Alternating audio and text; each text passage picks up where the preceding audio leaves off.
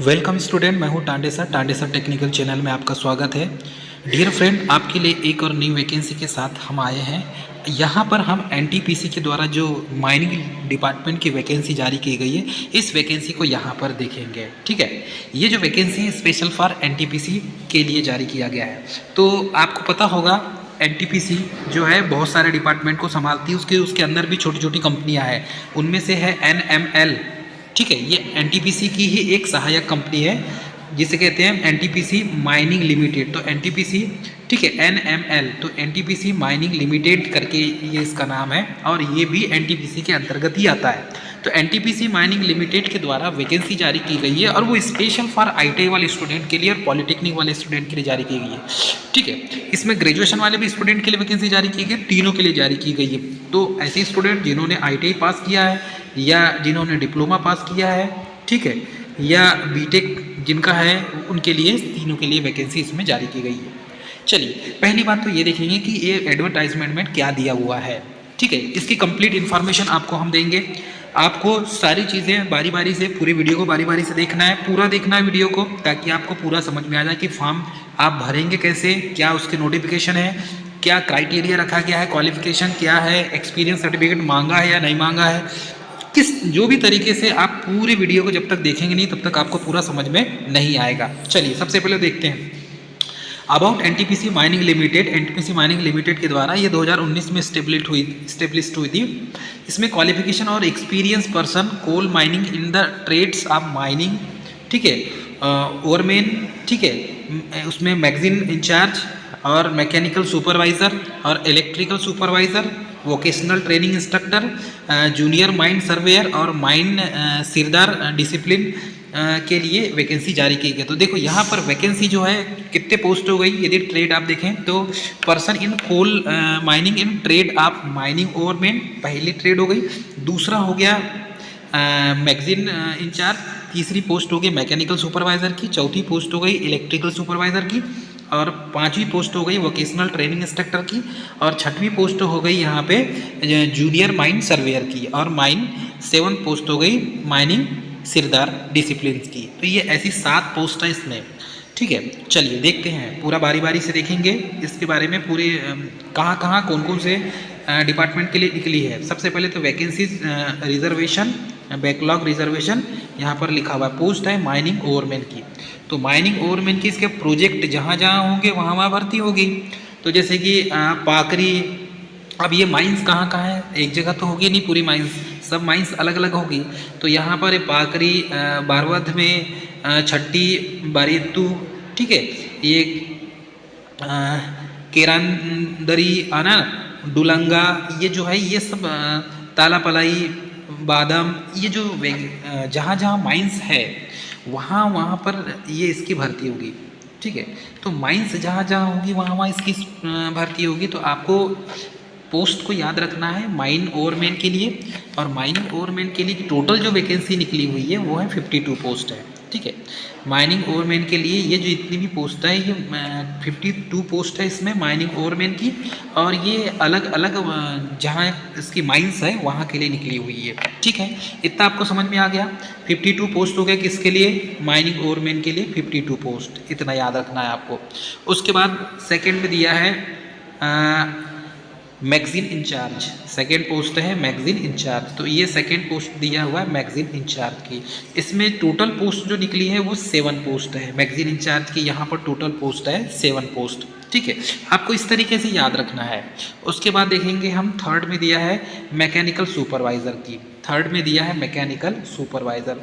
तो ये mechanical supervisor की टोटल 21 पोस्ट है यहाँ पर मैकेनिकल सुपरवाइज़र की।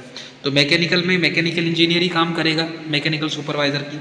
उसके बाद यहाँ पर दिया है इलेक्ट्रिकल सुपरवाइज़र की। तो इलेक्ट्रिकल सुपरवाइज़र में टोटल यहाँ पर पोस्ट देखेंगे आप तो 13 पोस्ट है, इलेक्ट्रिकल सुपरवाइज़र की 13 पोस्ट है।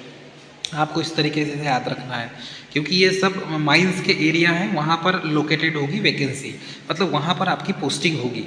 उसके बाद यहाँ पर दिया है, आप देखेंगे पोस्ट वोकेशनल ट्रेनिंग इंस्ट्रक्टर की, मतलब वोकेशनल ट्रेनिंग इंस्ट्रक्टर की भी भर्ती होती है, एक चीज़ याद रखेंगे। ठीक है, तो वोकेशनल ट्रेनिंग इंस्ट्रक्टर में आप देखेंगे तो इसमें क्या है, इसमें टोटल पोस्ट दी हुई है 3 वोकेशनल ट्रेनिंग इंस्ट्रक्टर की। टोटल 3 पोस्ट दी हुई है। वैसे ही हम आगे बढ़ते हैं जूनियर माइन सर्वेयर की। तो जूनियर माइन सर्वेयर में यहाँ पर टोटल 11 पोस्ट है। तो जूनियर माइन सर्वेयर की टोटल कितनी पोस्ट है? 11 पोस्ट है। अब ये 11 पोस्ट को UR SC ST OBC और EWS में डिवाइड कर दिया गया है। उसके बाद आप देखेंगे तो एक और पोस्ट है जिसके बारे में मैंने बताया था आपको, माइनिंग सिरदर की। तो माइन सिरदर की इसमें देखेंगे तो इसमें टोटल जो पोस्ट है वो 7 पोस्ट है। ठीक है, टोटल पोस्ट 7 है, अलग अलग कैटेगरी में इसको डिवाइड कर दिया गया है। आपको इतना समझ में आ गया होगा, आई होप। ये इतनी पोस्ट है। अब इसको, इस फॉर्म को कैसे भरेंगे, क्या क्या दिया हुआ है नोट में यदि देखते हैं तो above vacancies tentative and may increases and decreases. तो ये तो NTPC के हाथ में होता है कि वैकेंसी को बढ़ाना है कि घटाना है, वो उनके हाथ में होता है। ठीक है, तो यहाँ पर उसके बारे में लिखा हुआ है। अब एलिजिबिलिटी क्राइटेरिया क्या बोला गया है, सबसे पहले तो देख लेते हैं। सबसे पहले एलिजिबिलिटी क्राइटेरिया, और एलिजिबिलिटी क्राइटेरिया में सबसे पहले माइन ओवरमैन के लिए क्या बोला गया है, full time regular diploma mining engineering से। तो माइनिंग वालों के लिए बहुत अच्छी अपॉर्चुनिटी है। यदि जिसने माइनिंग से डिप्लोमा किया है तो इससे अच्छी अपॉर्चुनिटी कभी नहीं मिल सकती, आपको पता है। क्योंकि ये जो वैकेंसी है फुल टाइम डिप्लोमा माइनिंग के लिए बोला है, 60% होना चाहिए। ठीक है, और जिसमें 60% है रेप्चर mean minimum SC ST minimum marks in academic qualification shall be pass marks. तो SC ST के लिए तो सिर्फ पास होना है आपको। Overman certificate of competency CMR of the GDMS for coal valid first aid certificate issued by the institute recognise DGMS। ठीक है, तो आपके पास ये इसको जो है फर्स्ट एड सर्टिफिकेट भी आपके पास होना चाहिए। माइनिंग वाले स्टूडेंट के लिए है जिसका डिप्लोमा है माइनिंग से, तो माइनिंग वाले ही ये फॉर्म भर सकते हैं। मतलब माइन ओवरमैन की जो वैकेंसी है वो माइनिंग वाले के लिए। फिर है मैगजीन इंचार्ज, तो मैगजीन इंचार्ज की पोस्ट भी माइनिंग वालों के लिए ही है। इस चीज़ को याद रखेंगे डियर फ्रेंड। ठीक है, कितना समझ में आ गया आपको। अब देखिए यहाँ पर दिया हुआ है मैकेनिकल सुपरवाइज़र। तो मैकेनिकल सुपरवाइज़र के लिए जिन्होंने डिप्लोमा किया हुआ है, डिप्लोमा, ठीक है, डिप्लोमा जिन्होंने मैकेनिकल से किया हुआ है तो वो स्टूडेंट ये फॉर्म भर सकते हैं। Full time regular diploma mechanical production engineering from the institute of rupture minimum 60%। तो आपके लिए 60% होना चाहिए। और SC ST के लिए सिर्फ पासिंग मार्क होना चाहिए, बस पास होना चाहिए। SC ST मार्कशीट है आपके पास पास की, आपने डिप्लोमा कंप्लीट कर लिया, फॉर्म भर सकते हो। आपके पास इतनी क्वालिटी आ जाती है। ठीक है, इसके बाद जो जो इंस्ट्रक्शन होगा आपको पता है, सारे इंस्ट्रक्शन को फॉलो करना पड़ेगा। उसके बाद दिया है हाउ टू अप्लाई, ये बहुत काम की चीज़ होती है। ठीक है, तो सबसे पहले तो interested candidate on our website, ये वेबसाइट है, इस वेबसाइट में जाके आपको विज़िट करना है। विजिट कैरियर सेक्शन और www.ntpc.co.in पर जाना है और उसके बाद अप्लाई करना है आपको। अप्लाई करेंगे, application shall accepted candidate required for the valid email ID. ठीक है, वैलिड ईमेल आईडी आपको लगेगी, आप भी जानते हैं, ऐसा तो है नहीं कि आपने पहली बार फॉर्म भर रहे हो। ठीक है, NTPC will not be responsible for the bunching back of any email send candidate. तो आपके पास ईमेल आईडी, सबसे पहले तो एक तो ईमेल आईडी आपके पास होना चाहिए। आप डिप्लोमा या ITI वाले स्टूडेंट हैं, डिप्लोमा कर लिए, ईमेल आईडी आपके पास होना चाहिए। दूसरा, मोबाइल सबके पास कॉमन हो गया है, मोबाइल नंबर सबके पास होता है। ये दो चीज़ तो आपके पास होना ही चाहिए।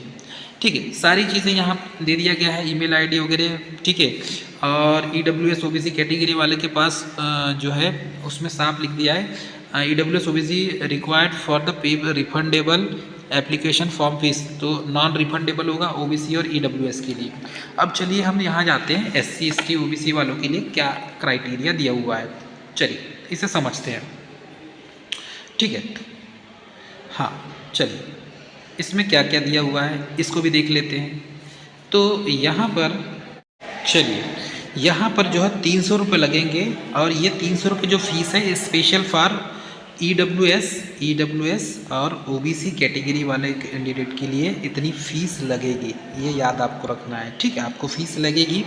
उसके बाद देखते हैं हम यहाँ पर, तो ये SC ST और एक्स सर्विस मैन कैटेगरी वालों के लिए या फीमेल कैंडिडेट जो होगी, चाहे वो कोई भी कैटेगरी की फ़ीमेल कैंडिडेट हो, उनको एप्लीकेशन फ़ीस नहीं लगेगा। ठीक है, नो नीड, ठीक है, यहाँ पर लिखा हुआ है नॉट पे ऑफ द एप्लीकेशन फ़ीस, तो यहाँ पर देख सकते हैं इसमें एप्लीकेशन फ़ीस नहीं लगेगी, ठीक है।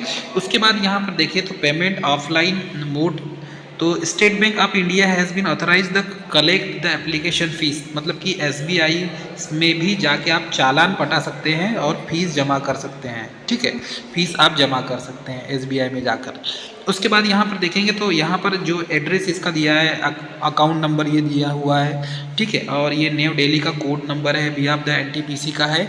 यहाँ पर भी जाके आप स्टेट बैंक में भी जाके चालान आप पटा सकते हैं और पेमेंट कर सकते हैं, और नहीं तो फिर यहाँ पर मतलब पे स्लिप भी आपको दिया जाएगा, एसबीआई ब्रांच प्रिंट आउट में भी pay in slip with available of the application portal in the pay slip from the portal should be used for the depositing for the proper editing amount of location amount, ठीक है।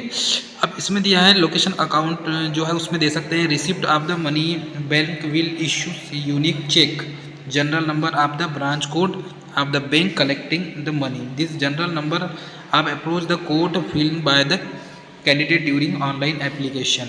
तो NTPC will not be responsive in case of candidate deposit the wrong account, ठीक है, यहाँ साफ बोल दिया है आपको जाके फीस का जो पेमेंट करना है वो 300 रुपये आपको बैंक में जाके करना पड़ेगा, ठीक है, एड्रेस दिया हुआ है वहाँ जाके आपको करना होगा। पेमेंट इन ऑनलाइन मोड से भी पेमेंट कर सकते हो, ये अच्छी अपॉर्चुनिटी है, ऑफलाइन बैंक में जाने की ज़रूरत नहीं है, डेबिट कार्ड या क्रेडिट कार्ड से आप पेमेंट कर सकते हो, यहाँ साफ लिख दिया गया है। लेकिन यदि कोई हो तो ऑफलाइन की भी सुविधा उसने उपलब्ध करवाई है इसमें, ठीक है। उसके बाद यहाँ पर जो है एक्टिविटीज़ इसमें देखें तो यहाँ पर साफ लिखा हुआ है कुछ एक्टिविटीज़, और इसमें इम्पॉर्टेंट डेट्स दी है। Opening date of online application तो 12/12/2023 की डेट दी हुई है, मतलब ऑनलाइन फॉर्म भरना स्टार्ट हो गया इस डेट से, और लास्ट डेट है सबमिशन एप्लीकेशन की तो ये 31/12/2023 11:59 पर उसमें दिया हुआ है, मतलब 31 तारीख इसकी लास्ट डेट है, 12 तारीख से स्टार्ट हो गया फॉर्म भरना स्टार्ट हो गया, फॉर्म भर दें ज़्यादा अच्छा होगा, ठीक है। इसमें आप देखेंगे तो इलेक्ट्रिकल सुपरवाइज़र के लिए क्वालिफिकेशन क्या होगा। इलेक्ट्रिकल सुपरवाइज़र के लिए क्वालिफिकेशन बोला गया है full time regular diploma in electrical engineering, ठीक है, फुल टाइम। इसमें इलेक्ट्रिकल सुपरवाइज़र में full time regular diploma in electronic engineering from the institute with minimum 60% marks, तो 60% मार्क्स तो होना चाहिए। ये किसके लिए है, ओबीसी कैटेगरी के लिए 60% मार्क्स, जनरल कैटेगरी के लिए और ओबीसी कैटेगरी के लिए 60% मार्क्स होना चाहिए। लेकिन SC/ST वाले कैंडिडेट के लिए यहाँ पर छूट दी गई है, ठीक है, SC/ST कैंडिडेट के लिए मिनिमम मार्क्स बोला गया है, तो आप फॉर्म भर सकते हैं, मतलब 50% भी आपके तो आप फॉर्म भर सकते हैं SC/ST कैटेगरी वाले। उसके बाद वोकेशनल ट्रेनिंग इंस्ट्रक्टर की बात करें तो इसमें diploma in mining electrical mechanical from the institute recognised by the central government with minimum 60%, SC/ST minimum marks academic of the qualification and be passed valid overman fireman certificate DGCS के द्वारा जो जारी किया जाता है, और जब फर्स्ट एड सर्टिफिकेट होता है वो भी इशू किया जाता है। ये सारी चीज़ आपके पास होना चाहिए, मतलब कि लगभग जो है यहाँ पर वैकेंसी जो जारी की गई वो माइनिंग वालों के लिए ही जारी की गई है, तो माइनिंग वाले भर सकते हैं, इलेक्ट्रिकल वाले भी और मैकेनिकल वाले भी भर सकते हैं। एक चीज़ याद रखेंगे, ये जो पोस्ट है वोकेशनल ट्रेनिंग इंस्ट्रक्टर की, इसमें मैकेनिकल, ठीक है, माइनिंग और इलेक्ट्रिकल, ठीक है, तो ये तीनों ब्रांच वाले फॉर्म भर सकते हैं, इस चीज़ को याद रखेंगे आप। इसमें working experience mines are not less than 30 year बोला गया है, मतलब 30 साल से कम नहीं होना चाहिए, उसका कुछ क्राइटेरिया रखा गया है, एज की लिमिट। उसके बाद है जूनियर माइन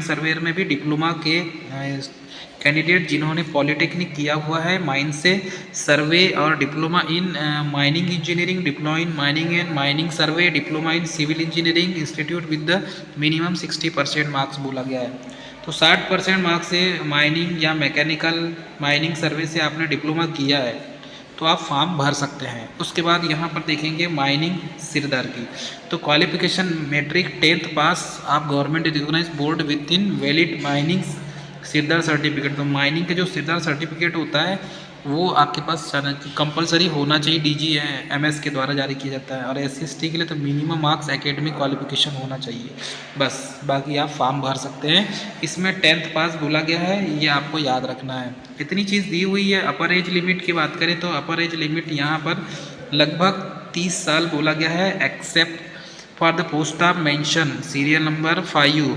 ठीक है, क्या लिखा हुआ है, vocational training instructor age an on the last date. ठीक है, इसमें age on the last date online submission application. ठीक है, careers.ntpc.co.in पर जाना है और आपको फॉर्म भरना है। एज रिलैक्सेशन किस में मिलेगी, एज रिलैक्सेशन मिलेगी OBC वालों को 3 साल की, SC/ST वालों को 5 साल की, लैंड आउटसाइड वाले को 5 साल की, और relaxation for ex service man, तो एक्स सर्विस मैन वाले कैंडिडेट को भी इसमें रिलैक्सेशन दिया जाएगा। ठीक है, गवर्नमेंट के नियम के अनुसार। बाकी सारी चीज़ें जो आपके पास है सब होना चाहिए। एम्प्लॉयमेंट एंड सिक्योर कैंडिडेट होना चाहिए। बाउंडेशन आपको मंथली जो है फिक्स, देखो यहाँ पर लिखा हुआ कैंडिडेट फिक्स मंथली पे 50,000 मंथली एम्प्लॉयमेंट, सारी चीज़ दी जाएगी। सैलरी की तो बात ही ना करें, ज़्यादा अच्छा है। TAD ये सब मिलता है। सिलेक्शन प्रोसेस क्या होगी उसको देख लीजिए। सिलेक्शन फर्स्ट स्टेज होगा रिटन टेस्ट, ठीक है, 100 मार्क्स का होगा। ठीक है, सेकेंड स्टेज होगा स्किल और कॉम्पिटेंसी टेस्ट होगा। ठीक है, सेकेंड स्टेज होगा स्किल टेस्ट किया जाएगा आपका, वो भी 100 मार्क्स का होगा। जनरल उसमें पूछे जाएंगे। ठीक है, और फिर आपका जो टेस्ट सेंटर होगा कहाँ पर होगा, first and stage test centre जो होगा, टेस्ट सेंटर रांची होगा, झारखंड होगा, और एडमिट कार्ड में आपको शो कर दिया जाएगा रांची या झारखंड में। जनरल कंडीशन क्या हो जाएगा कि ओनली इंडियन नेशनल कैंडिडेट होना चाहिए, ये तो आप जानते हैं। ये सारी चीज़ें आपके पास क्राइटेरिया में आप फिट बैठते हैं नहीं बैठते हैं तो आप उस हिसाब से देख लेंगे। बाकी ये सारी चीज़ें जो है लास्ट डेट हमने आपको बता दिया, स्टार्टिंग और एंडिंग डेट, फॉर्म भरने की डेट 12 से स्टार्ट हो गई है। मैं उम्मीद करता हूँ आपको ये जो वैकेंसी है इस वैकेंसी के टोटल इन्फॉर्मेशन आपको प्राप्त हो गई होंगी। मिलेंगे नेक्स्ट वीडियो, तब तक के लिए हमारे वीडियो पल पल की अपडेट के लिए हमारे वीडियो को देखना, हमारे चैनल को सब्सक्राइब, लाइक और शेयर जरूर करें। सबको जय हिंद।